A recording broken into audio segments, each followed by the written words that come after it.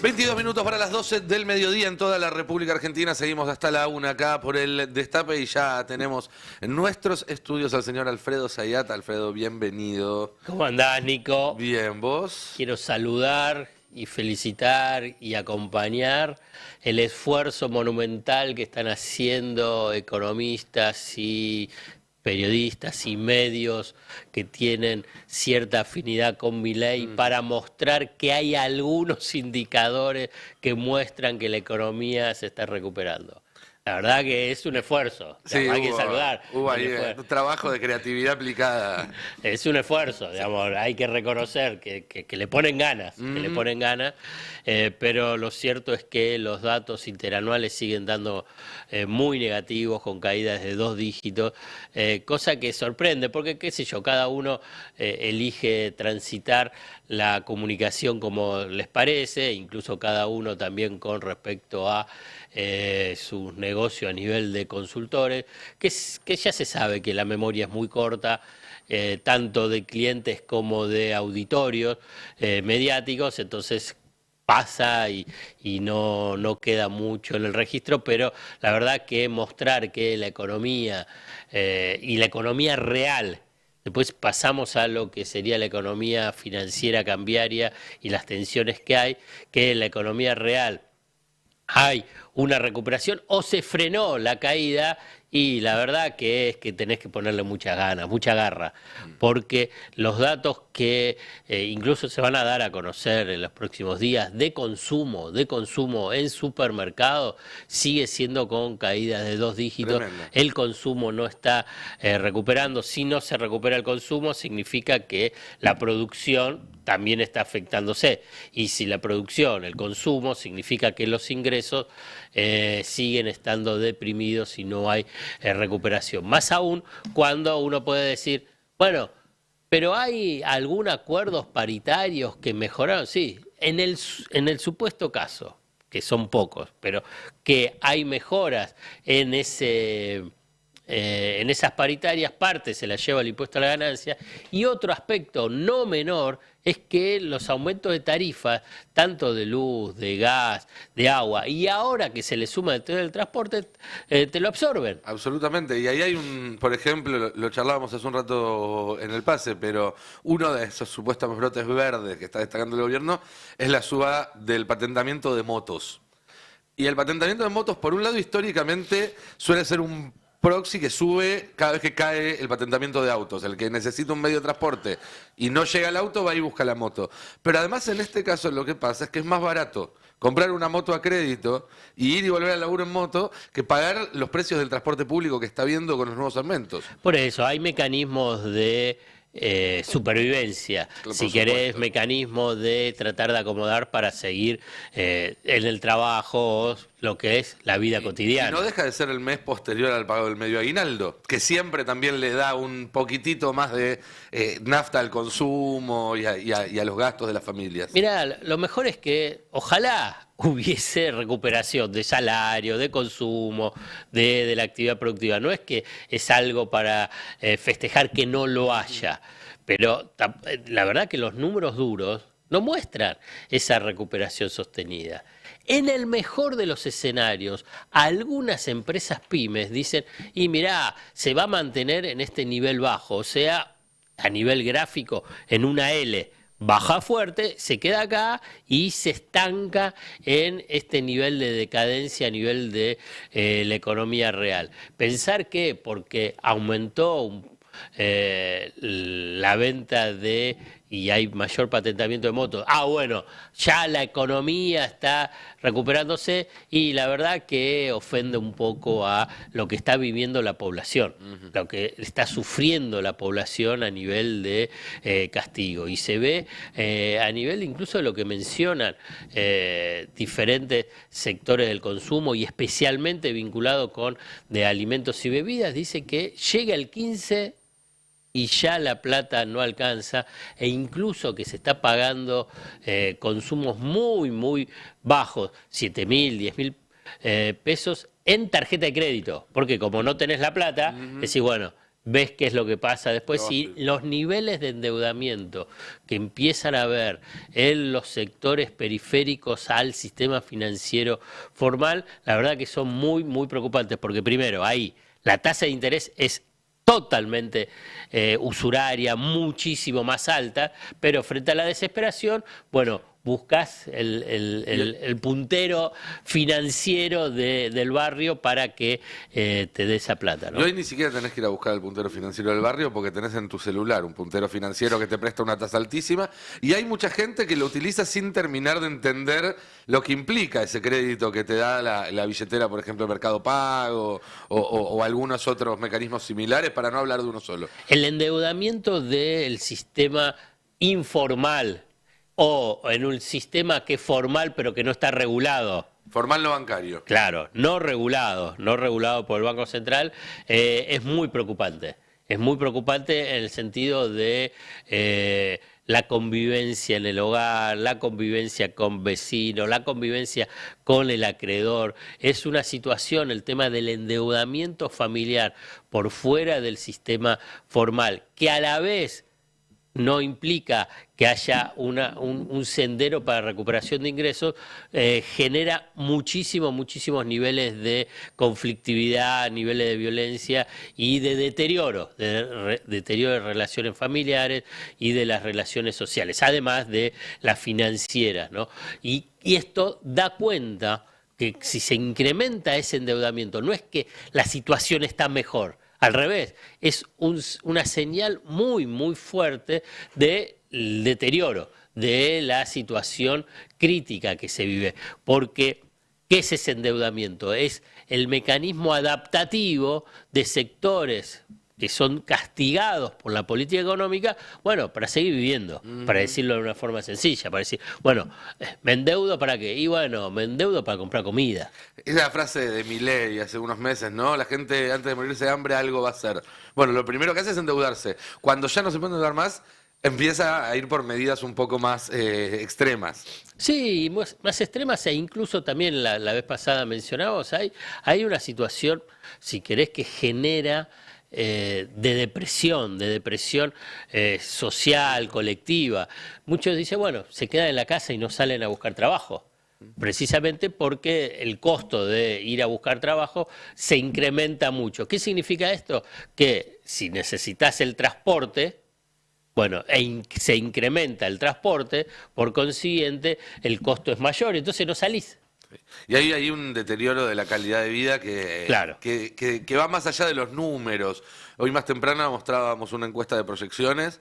3 de cada 4 argentinos recortó en alimentos, higiene y limpieza, que es lo último que se recorta, que es aquello que se supone que es el gasto más básico. Pero además 2 de cada 3 no realiza acciones de esparcimiento. No ha hecho en los últimos meses, no ha gastado un solo peso en salir, en comprarle algo a su hijo. Y 2 de cada 3 también, o 6 de cada 10, que no tienen planeado un gasto en indumentaria o en artículos del hogar para los próximos meses.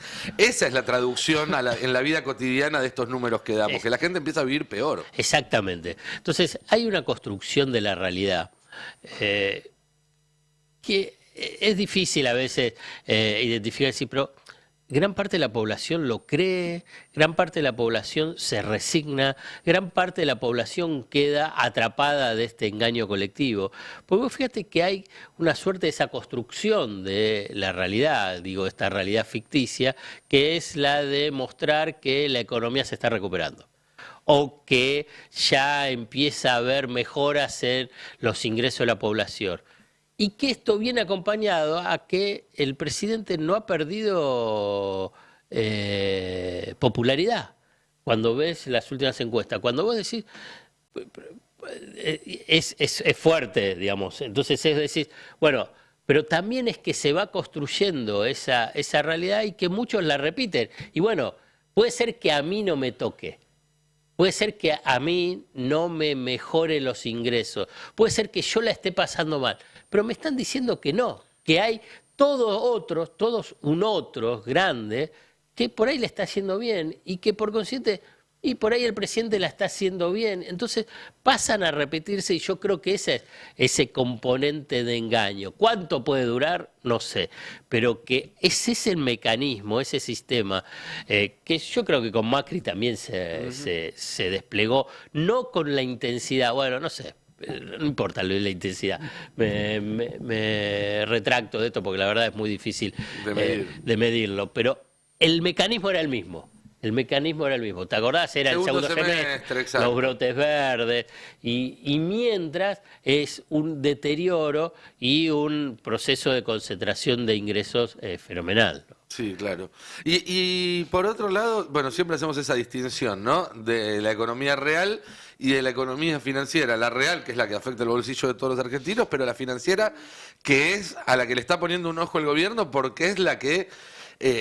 en tanto y en cuanto no haya un estallido social, que es algo que nadie desea, además, porque en la primera línea del estallido social, los que peor la pasan son los que menos la tienen, no Javier, no Karina Milei. Exacto. Pero el que le pone límites a este gobierno hasta que no se llegue al punto de estallido social son los mercados, entre comillas. ¿Cómo viene esa otra batalla? Bueno, la verdad que hay un escenario financiero y cambiario de muchísima tensión. Muchísima tensión, más allá que también se quiera construir una realidad ficticia respecto a un horizonte despejado y una situación desahogada, las reservas no están aumentando, las reservas netas están bajando, hay una situación de muchísima tensión en lo que significan las cotizaciones de los bonos, por eso el riesgo país sigue en 1.500. Si hay un crédito con garantía que están negociando con el Banco de Santander por unos 1.000 millones de dólares, pero que la idea es que se junten otros bancos para juntar más millones de dólares, sería una tasa altísima, entregando el oro en garantía. Están pichuleando además, ¿no? Están como rascando el fondo de la olla. Y bueno, si es así, digamos, tenés una situación de muchísima tensión. El Fondo Monetario Internacional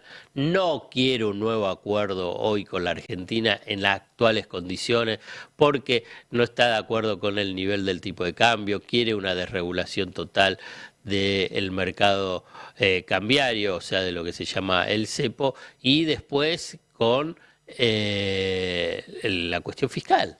Esta es otra parte de la construcción de esta realidad ficticia vinculado con las cuentas fiscales. Dice, sí, hay superávit fiscal, y repiten todo. Bueno, la verdad que esto es un avance cultural fabuloso, dice la secta de economistas de la City. Escúcheme, digamos, están dibujando los números, no están pagando la deuda. Están licuando salarios y jubilaciones en niveles que son insostenibles.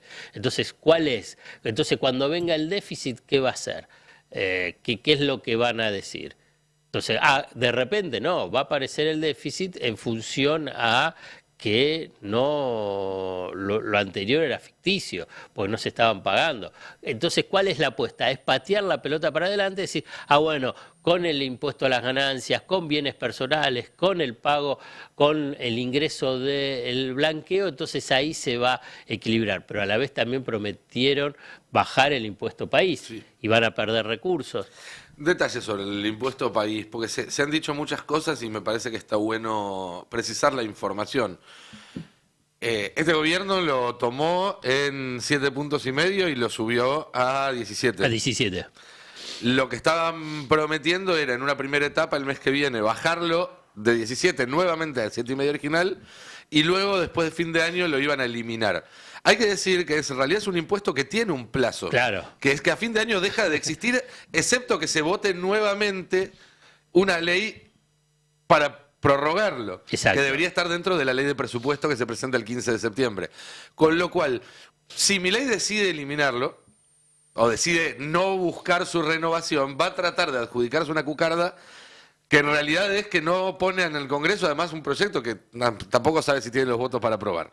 De mantener el impuesto país. Y si el impuesto se mantiene, Milei va a tener que incluirlo él en un artículo de su ley de presupuesto, va a tener que hacerse cargo, porque hasta ahora cada vez que subí un impuesto no se hizo muy cargo. Dijo, bueno, esto en realidad no es que yo lo subí, es que ya está. Ahora va a tener que poner un artículo con su casi te diría de su puño y letra, diciendo que hay que prorrogar este Por impuesto. eso, se verá cuando presenten el presupuesto, pero lo que muestra, digamos, estas incertidumbres, y esto es lo que vos estás mencionando, es que si podemos llamar que esto es un plan económico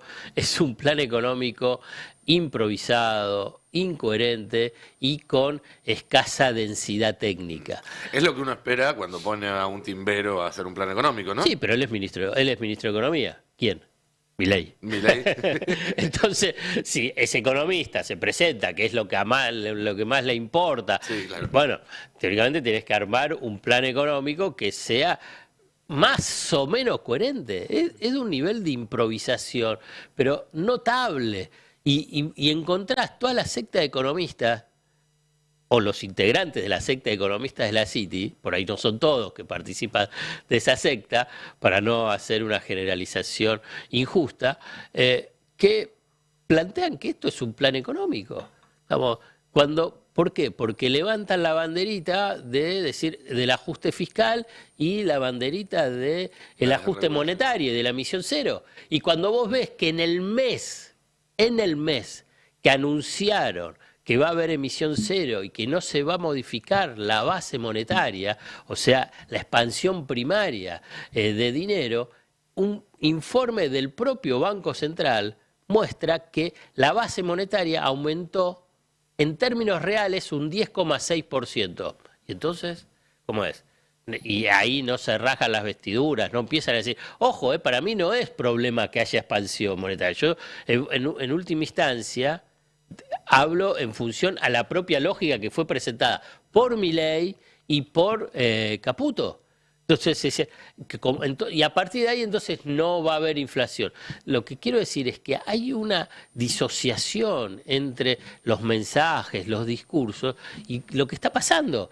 La verdad, hay como una cuestión que es bastante compleja de poder intervenir, incluso como acción política, porque vos tenés un discurso que va por un lado, toda una red que lo convalida, pero muy, muy fuerte, una red mediática, una red incluso política y empresarial y de economistas, y por otro lado, la realidad, los datos duros. Cuando vos decís, bueno, cuando empezás con los números, los datos duros, no importa. Lo importante es el sendero, lo importante... Escuchame, tiene que tener algún tipo de consistencia. Pero además esa red hasta incluso tiene agujeros importantes, porque Domingo Cavallo lo critica. Sí, pero yo coincido. Carlos Rodríguez, está bien. Pero Orlando Ferreres. Es una interna al interior de ese mundo. Esto es lo que quiero decir. Pero si vos decís, pues no, pero bueno, el sendero está bien, el tema fiscal, el del ajuste monetario. Después lo que le están diciendo en última instancia es un aspecto que yo estoy mencionando, es que por lo menos sean consistentes, sean coherentes, digamos, hagan algo consistente, pero en lo ideológico, en lo conceptual, comparten. Sí. Lo mencionan. Lo que pasa es que esto desde el primer momento lo hemos puntualizado. No quieren quedar pegados a un eventual fracaso. Entonces, por eso toman un poco de distancia. Pero todo ese dispositivo apunta a decir, bueno, la economía argentina tiene que tener un ajuste fiscal muy fuerte. La economía argentina tiene que frenar la emisión monetaria. La economía argentina tiene que desregular las relaciones laborales, por consiguiente tiene que bajarse los salarios, tiene que haber reforma previsional. Esto es lo que quiero mencionar, digamos, que este dispositivo. Después tenés que, a nivel de la gestión es un desastre, y a eso apuntan ellos. Esto es lo que apuntan, dicen, no, hagan una buena gestión. Ahora, en todos estos relatos liberales el ajuste es instrumental. Uno hace un ajuste para ordenar y después crece. Acá lo que vemos es que son capas de ajuste sobre ajuste sobre ajuste. ¿Aparece en el horizonte la posibilidad de decir, bueno, ya está, ya ajustamos, ya ordenamos la macro y ahora lo que viene por delante es crecer? ¿O eso no está previsto porque en estas condiciones, si volvés a crecer, te vuelve a crecer la inflación? Ese sería como el último eslabón. Pero lo que pasa es que no hay ningún motor para el crecimiento económico. Esto es lo que pasa con este esquema económico, porque hasta ni puedo mencionar lo que sea un plan económico. Digamos, por eso, hasta ¿sabes qué? te lo pongo en el extremo.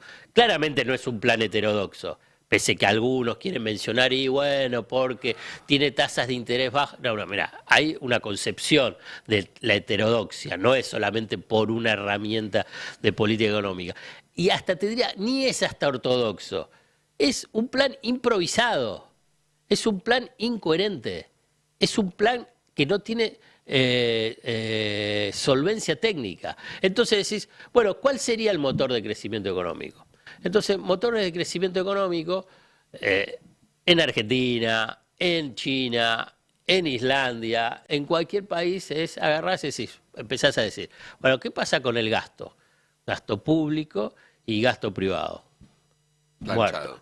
¿Qué pasa con la inversión pública y privada? Planchado. Incluso decir, bueno, la inversión privada y con el RIGI, mirá, no mueve el amperímetro de la inversión global. Porque además hay una trampa que te dicen, bueno, ahora llega esta inversión de 20.000 millones. Y en realidad, si llega, esos 20.000 millones se van invirtiendo a lo largo de 15 años. Claro, no es que te ponen 20.000 millones pasado mañana. Exactamente. Salió el último reporte de FIDE, la fundación que conduce Mercedes Marcol del Pont, donde muestra que la inversión bruta interna sobre el Producto Interno Bruto es de los más bajos de las últimas décadas, incluso más baja que durante la pandemia. Entonces, la inversión no te impulsa. El saldo comercial, la diferencia entre exportaciones e importaciones, o sea, las exportaciones, tampoco. Y entonces, ¿cuál es el...? Digamos, todo bárbaro. Digamos, a ver, en una cuestión figura, te concedo, pesa todo lo que te dije. Está bien, el plan de Milei es coherente. El plan de Milei es... tiene consistencia técnica. Van a recortar eso. No. ¿Cuál es los motores de crecimiento? ¿Cómo impulsás el crecimiento económico? Digamos, como no hay ninguna respuesta.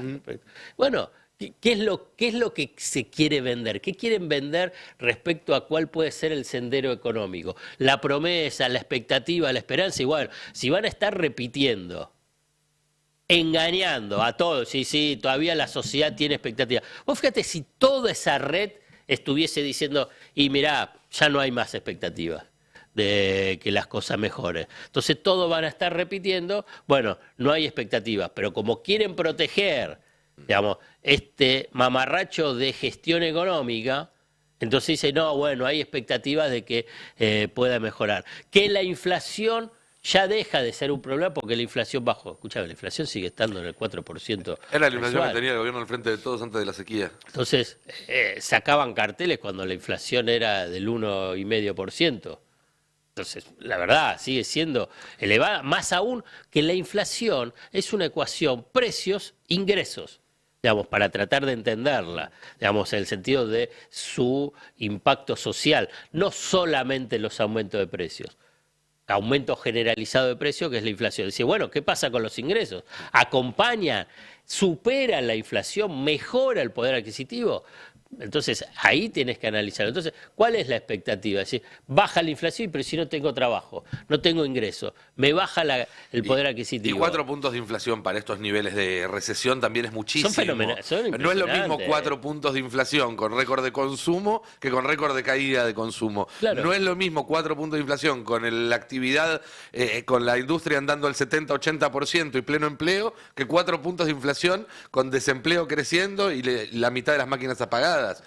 Son números que hay que leerlos en contexto. Es altísimo este 4. Es mucho más alto que el 4 que había hace 2 años. Y te agrego un elemento adicional, porque uno puede decir, bueno, tenés inflación y la inflación actúa como en un proceso para los recursos fiscales y bueno, como hay inflación, aumentan los precios, vos vas a recaudar más porque aumentan los precios por ejemplo, vinculado con el impuestos al consumo como el IVA. Pero si vos tenés recesión, la caída de los ingresos no te compensa ese incremento por el tema de la inflación. Y cuando tenés casi toda la deuda nominada en dólares o atada al dólar de otra forma, tampoco te licúa las deudas del Estado, que es el otro beneficio, entre comillas, de tener inflación alta. Exactamente. Esto es otro de los puntos. ¿Cómo sabe de economía, Y Nico? leo un poco. Muy bien. Y además me junto con gente me junto con la gente que conoce. Así que bueno, no podemos dar buenas noticias hoy tampoco. No es buena Entonces. noticia. En realidad tampoco lo quiero presentar como una mala noticia, simplemente como herramientas para poder entender qué es lo que está pasando. Esto es lo que me está, digamos, obsesionando estas últimas semanas, estos últimos meses, ¿no? Porque hay una cuestión que hay que entender las dinámicas económicas, sociales y políticas. Esto lo mencionaba la semana pasada, pero al interior de lo que pasa con la economía, no me vendan espejito de colores. No vendan espejito de colores, porque la verdad que eso es un boomerang. Porque después la desilusión es mayor. Y además, es decir, bueno, no sirve lo que se estuvo planteando, entonces se sienten como culpables por haber creído. No tienen que ser culpables por haber creído. Entonces, han sido engañados y sigue siendo engañado una parte de la población, digamos, un sector de la población importante, en el discurso y en la presentación de la dinámica económica que hoy se está viviendo. Clarísimo. Alfredo, muchísimas gracias como siempre y nos vemos el miércoles. Miércoles, sí, señor. Ahí te tendremos. Ustedes no se vayan, quienes están ahí del otro lado, porque hasta la 1 seguimos y tenemos un programón. Ahora en minutos una entrevista para hablar de lo que está pasando en la Cámara de Diputados, porque a partir de toda la secuencia de las visitas a militares, no solamente se abrió una luz de alarma muy fuerte entre quienes todavía tenemos convicciones democráticas, sino que también se armó una interna muy fuerte, o terminó de explotar una interna muy fuerte que ya había dentro del sector del oficialismo. También vamos a estar con Javi Slucki hablando del RIGI, de los efectos que tiene el RIGI en la relación entre el Estado y las empresas, porque de eso se trata, ¿sí? Está el Estado, está el capital, que son las empresas, y estamos las personas. La relación entre esos tres factores de poder es la que determina de alguna manera las condiciones en las que vivimos, y es esa relación entre esos tres factores la que este gobierno quiere modificar de forma tal que sea irreconocible para quienes vivimos en la Argentina en los últimos años. Va a estar Lula González con un informe sobre lenguas indígenas. En la Argentina se hablan muchos más idiomas de los que nosotros creemos y la verdad es muy interesante ver cómo eso está sucediendo. Tenemos el resumen de los Juegos Olímpicos con Manu Rodríguez y tenemos la visita del paciente X, que no quiero ni saber por dónde va a agarrar después de la semana que vivimos. Todo eso y mucho más hasta la 1. No se vayan, que ya venimos. Esto es Navarro 2027. Nacional y Popular. Navarro 2027 en El Destape.